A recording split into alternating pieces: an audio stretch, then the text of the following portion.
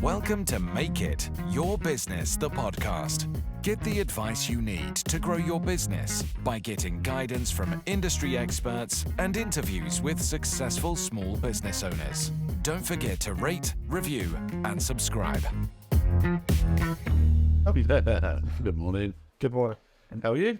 Yeah, it's a cold, frosty morning, but It's cold. It's cold. Just when you thought it was going to change, spring in the air and cool. yeah.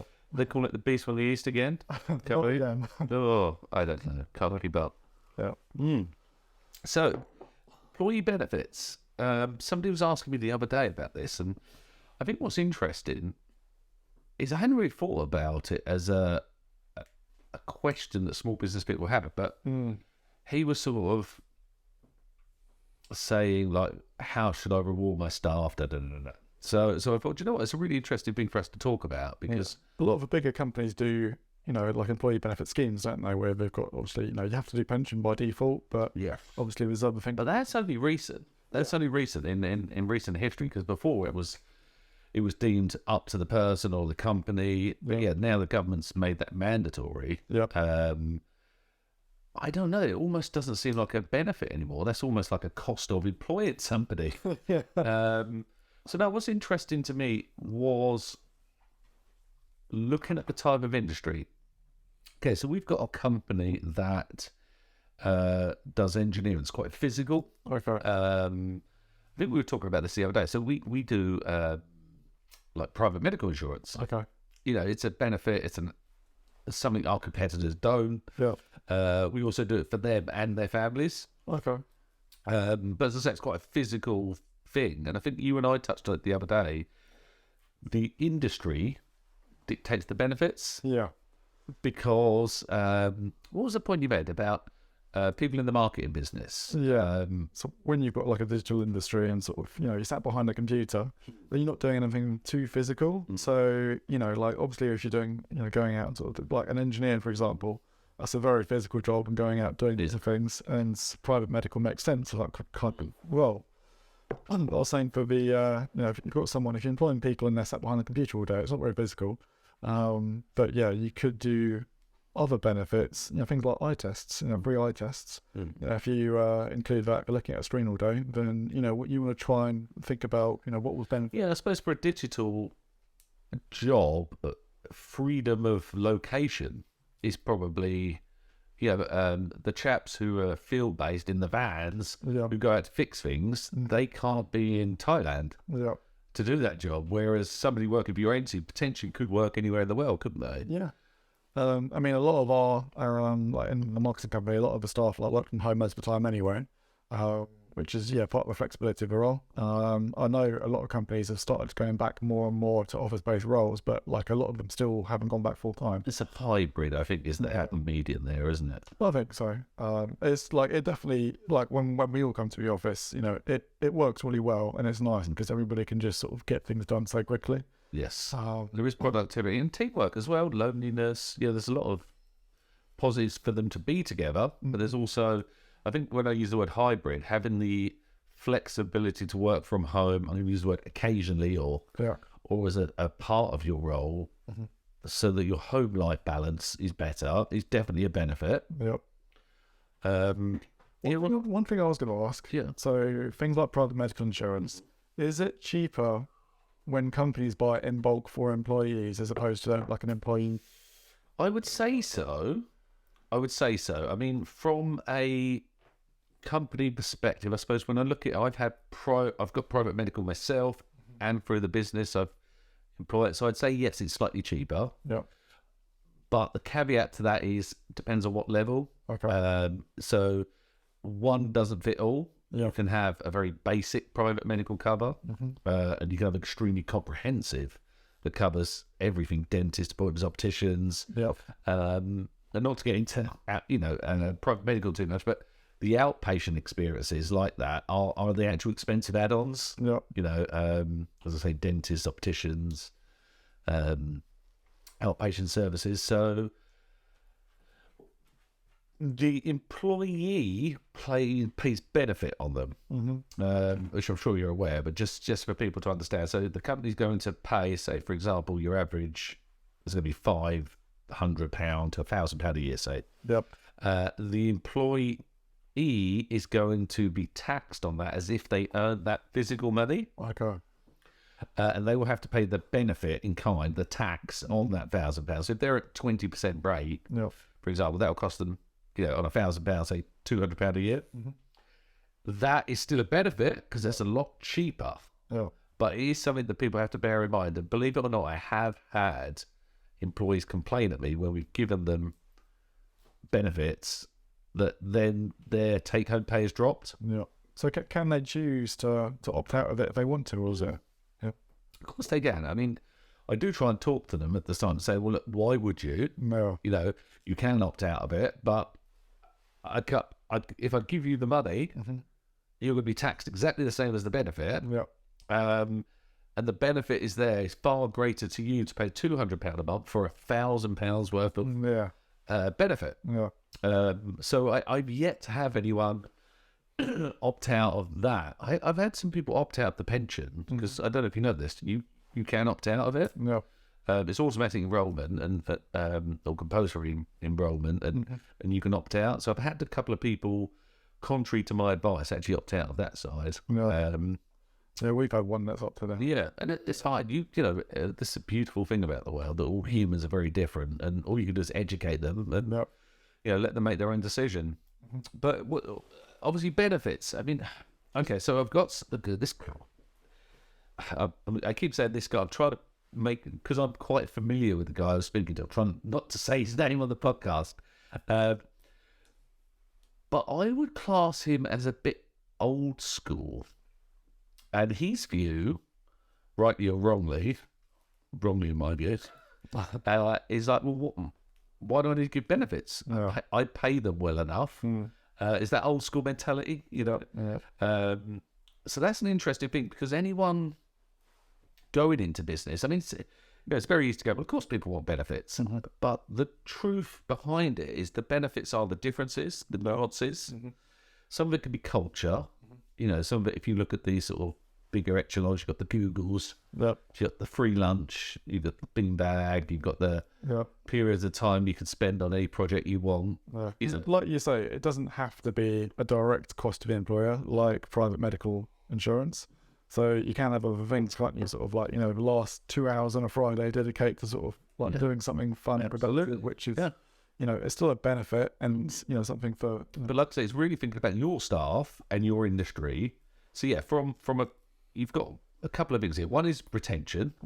If you offer something that nobody else in your industry does, your employment, that employee is a lot more sticky that they stay with you. Obviously, acquiring people, that sounds like you're buying them, but employing people, again, you want to be different. Yeah. But I do warn people this. So we had a company, we put in probably 3 or 4 unique benefits. And it worked well. I think we about 25% extra headcount we added. Through a HR, a employment push. But then within the following 6 months, I found that the rest of the industry caught up. Okay. So the benefits we had offered, which were unique at the time, have now become the norm. Yeah. So you've got to be careful sometimes, because but you're just looking at a lot of the time it's flexibility, it's additional items that are cheaper, it's flexibility and pay. Sometimes there's benefits you can add as an employee, like salary sacrifice schemes. Which may require you to do a bit of administration, but would allow them to like sacrifice their salary for pension, sacrifice their salary towards a bicycle, cars. Car. Yeah, exactly. Yeah. And then obviously, because it's a salary sacrifice, there's no real direct cost to the employer, because the employee is sacrificing off their own salary. That's less salary to... Well, again, if you are prepared to do the work, you can, if you're of the making that you don't want to do the actual computations, you can pay a company to run that scheme for you. So there is a small cost there. But again, these are just thinking about, how can I help my employees? Because there's a lot of people that are much more eloquent in how they explain this. But they talk a lot about leverage. and in business, you've only got a couple of real leverage points. You've got money, capital. Yep. So, you can invest £100 and get 110 back or 150 or whatever that is. Yep. So you've got capital as a leverage. The next is employees. Yep. You can do 8 hours a day or 24 hours, however you work. But you've got 10 people. The idea is you leverage their labour to make you money. Yep. So the honest answer is you want to make it as appealing as possible. And I think as a business person, my game's always to try and get the most out of people, leverage-wise, without having them work any harder. Yep. Because I'm not into, I was going to say boycotting there. What's the word I'm looking for? Exploiting. Not looking to exploit people. Yep. In fact, I don't want them to work hard at all. You and I talk endlessly about automation and softwares, and retraining people to do things a different way. Yeah. Because I'm not looking for them to work longer hours or anything of that nature, but I am looking for the extra leverage because costs are rising so extraordinarily at the moment that, we needed to make £1 last week. Now we need to make £2.50 of the same infrastructure, same set of employees, same set of customers, and it's fun, but it's a tough game at the moment. I was going to say, a couple of points that I just want to add. So I don't know if you've seen, but you can get companies, without being sort of too specific, you get companies that they'll charge a set amount per employee, and then the company obviously pays them, but with that you get certain benefits. Yeah, the one that comes to mind was Perkbox. Have you heard of them? Yeah, so I have done a little bit of research before. But and they some of them offer sort of discounts on different places, gym memberships, all sorts of different things. But one of my friends actually, he's got a company. He was trying to develop his own system or see if there's something sort of similar. But basically, he was going to have it so his employees, sort of when they hit certain targets, they get points, and they've got a little account which they can log in and see their points. And then when they accumulate enough points, they can redeem them for cinema tickets or different bits, which I thought was quite good because it's a benefit because you obviously get extra bits on top of your salary, but it's almost like a benefit. Yeah, I can see. Yeah, I mean, I can see good and bad. I can see the gamification element. That's quite cool. But I can also see that ultimately it's almost like a commission. Yeah. And you have to be careful there because again, they're all taxed. Seems to me like that would be quite an intense system for him to have to do. I mean, if he's into that, that's cool. Yeah. I think for anyone listening to this or watching, I would much rather they looked at this like if they are limited on funds, maybe get creative with time and random gifts of thank you. Yeah. And that can be a handwritten note. It can be a box of chocolates. It can be a gift voucher for Yo Sushi because one of your employees has mentioned that, they're really into Japanese print art or, because four goes a long way. If you really think about the people you work with, and it is hard, especially, we're growing now with 70 odd employees. It's a time consuming business getting to know them. And you want to because they're great people, but there's just so many of them that, you get to a point where you just cannot remember everyone's birthday anymore. And you always have to then systemize it. Yeah. Which seems a bit robotic, but you genuinely want to remember these things. So, birthday cards, cake. But random gifts are a really, really good way of keeping...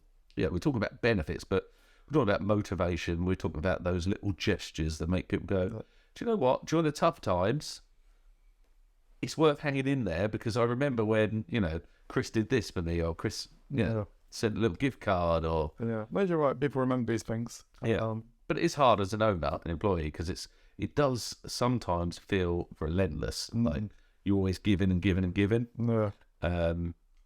Certainly that's conversations I've had with other entrepreneurs, and I think people just need to remember that we are here literally to solve other people's problems, help them, and our job is to we look after the staff look after the business. Yeah. So because as an employer, you a lot of the time you're sort of doing the day-to-day runnings.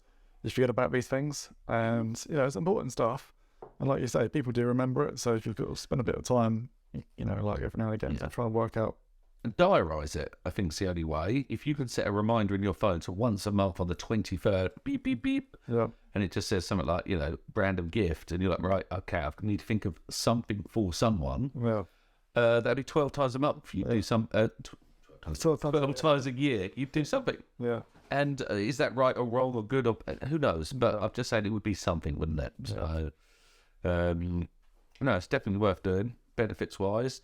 But yeah, there's lots out there. I mean, we're not going to sit here and list them. Everyone's got Google. No. You can Google tax-free benefits. Interesting one is, you can give a turkey at Christmas, benefit-free, I think up to £50 food stuff, or maybe current tax. Things keep changing, so but no, it's definitely worth it. Retain good employees. Attract talent. We at some point we'll talk about A talent, B talent, C talent. Because A talent will cost you 4 times the amount, but get you 10 times the results. But you can't have all A talent. That's it's almost like, I'm a big football fan, or soccer if anyone's from America, and I don't believe a team of superstars or Galacticos, as the sort of Real Madrid teams were called, really gelled that well. You can have a few A stars, but then you do need the B's and the C's. You need the glue. You need the reliable people. Bring it all together. Yeah. You need all these different facets. So I've gone off on a tangent. I do that. Don't know why. Anyway, cool. Let's get on with the day. Perfect. All right. Right. Thanks, man. Cheers, bud. See you soon.